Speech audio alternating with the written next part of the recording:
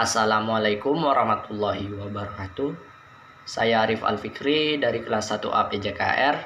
NIM saya 21053115867. Di video kali ini saya akan menjawab pertanyaan-pertanyaan dari mata kuliah ilmu urai. Oke, yang pertama, jelaskan 5 macam gerakan sendi. Yang pertama, sendi peluru adalah sendi yang dapat bergerak ke segala arah. Contoh, sendi antara tulang lengan, atas, dan pundak. Yang kedua, sendi engsel adalah sendi yang dapat bergerak ke satu arah saja.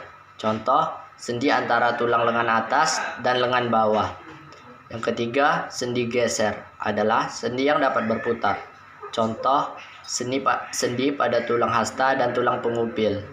Yang keempat, sendi plana adalah sendi yang dapat bergerak ke depan, belakang, kanan, dan kiri. Contoh, sendi antar ibu jari dan telapak tangan. 5. Sendi kaku adalah sendi yang gerakannya terbatas. Contoh, sendi antara ruas-ruas tulang belakang atau tulang punggung. Yang kedua, sebutkan 8 jenis nama sendi yang terdapat pada manusia. Yang pertama, antara tulang hasta dan ulna dan radius, yaitu sendi superior radio ulna. Yang kedua, antara radius dan ulna dan carpus, yaitu sendi interkarpal. Yang ketiga, antara humerus, radius, dan ulna, yaitu sendi articulatio cuvitae. Yang keempat, antara humerus dan scapula dan clavicula, yaitu sendi articulatio humeri. Yang kelima, antara femur dan tibia dan fibula, yaitu sendi genu. Yang keenam, antara femur dan coxae, yaitu sendi articulatio coxae. Yang ketujuh, antara sternum dan clavicula, yaitu sendi sternoclavicularis.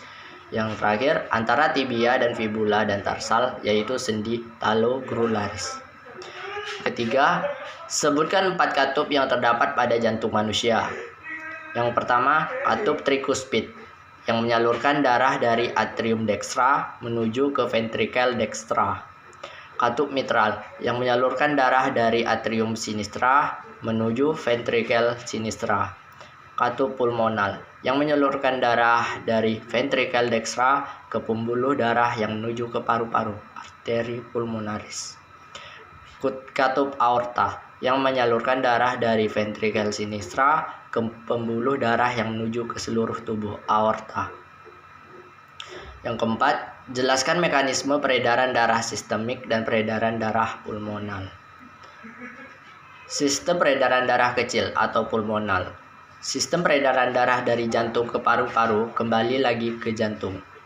Darah kaya karbon dioksida dipompa melalui ventricle dextra. Jantung kemudian dialirkan melalui arteri pulmonalis ke paru-paru untuk pertukaran gas oksigen. Darah yang kaya oksigen kembali ke jantung melalui vena pulmonalis ke atrium sinistra. Sistem peredaran darah besar atau sistemik. Peredaran darah dari jantung ke seluruh tubuh kembali lagi ke jantung. Darah kaya oksigen dari ventricle sinistra jantung dialirkan melalui pembuluh aorta ke seluruh tubuh manusia. Darah yang kaya oksigen berubah menjadi karya karbon dioksida, kemudian kembali ke jantung melalui vena ke atrium dextra. Yang kelima, jelaskan pengertian sistem respirasi dan 3 fungsi sistem pernapasan.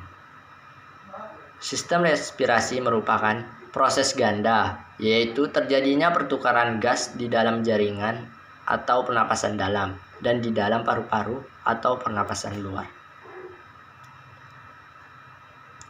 Dan fungsinya yaitu membuat Anda bisa bicara dan membawahi sesuatu, mengalirkan udara sesuai suhu tubuh, dan melembabkan sesuai kondisi tubuh.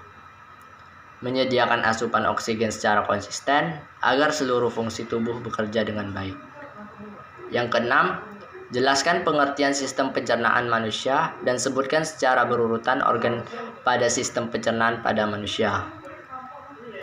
Sistem pencernaan manusia adalah serangkaian jaringan organ yang memiliki fungsi untuk mencerna makanan.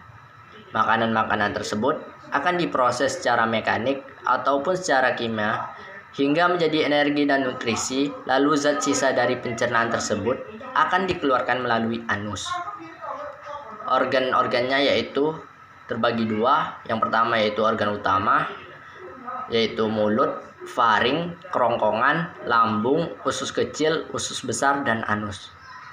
Adapun juga organ pembantu, yaitu gigi, ludah, air liur, hati, empedu, pankreas. Yang ketujuh, jelaskan mekanisme terbentuknya urin. Proses pembentukan urin terdiri dari 3 tahap, yaitu filtrasi atau penyaringan, reabsorpsi atau penyerapan kembali, dan augmentasi atau pengeluaran zat.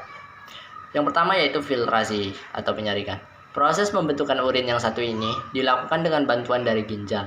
Setiap ginjal mempunyai sekitar 1 juta nefron, yaitu tempat pembentukan urin. Yang kedua, reabsorpsi atau penyerapan kembali. Setelah filtrasi, proses pembentukan urin selanjutnya adalah reabsorpsi, yakni penyaringan ulang. Sekitar 43 galon cairan melewati proses filtrasi, namun sebagian besar akan diserap kembali sebelum dikeluarkan dari tubuh. Yang ketiga atau yang terakhir adalah augmentasi. Augmentasi adalah tahap terakhir dari proses pembentukan urin. Beberapa zat mengalir langsung dari darah di sekitar tubulus distal dan tubulus pengumpul ke tubulus tersebut. Lalu, zat sisa racun dibuang dari tubuh melalui uretra. Yang ke-8, sebutkan organ pada sistem indera dan beserta fungsinya. Yang pertama, indera penglihat atau mata. Fungsinya untuk melihat sesuatu, memusatkan perhatian pada suatu objek, dan menyesuaikan cahaya yang masuk. Yang kedua, indera pendengar atau telinga. Fungsinya mendengarkan bunyi, keseimbangan tubuh, dan tempat untuk mempercantik diri. Yang ketiga, indera peraba atau kulit. Fungsinya sebagai alat peraba, tempat untuk mengeluarkan keringat, dan pengatur suhu tubuh. Yang keempat, indera pencium atau hidung. Fungsinya sebagai alat pernapasan, alat mencium bau, dan alat penyaring udara. Dan yang terakhir adalah indera pengecap atau lidah. Fungsinya sebagai perasa, alat membolak-balikkan makanan, dan alat pembentuk huruf. Yang kesembilan, jelaskan mekanisme melihat dan mendengar. Mekanisme melihat yaitu pertama, cahaya memantulkan objek dan mengirim pada garis lurus menuju mata. Cahaya melalui kornea menuju pupil dan diteruskan ke lensa mata. Kornea dan lensa membelokkan atau membiaskan cahaya agar difokuskan ke retina. Photoreceptors pada retina mengonversi cahaya menjadi gelombang elektrik. Gelombang elektrik melalui saraf optik menuju otak. Otak memproses sinyal-sinyal itu menjadi sebuah bayangan atau image. Yang kedua yaitu mekanisme mendengar. Proses mendengar diawali dengan suara yang ada di sekitar berupa getaran atau gelombang.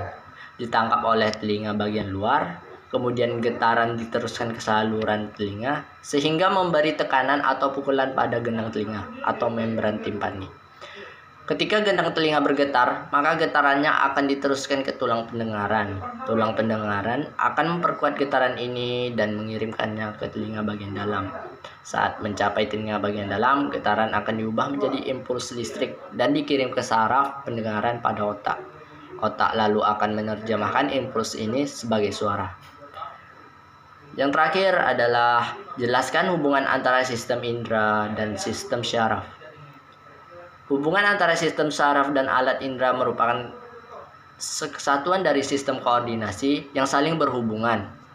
Sistem saraf berfungsi untuk menerima dan mengantarkan rangsangan ke seluruh tubuh, sedangkan sistem indera merupakan alat pada tubuh yang dapat menangkap rangsangan karena pada alat indera terdapat ujung saraf sensorik.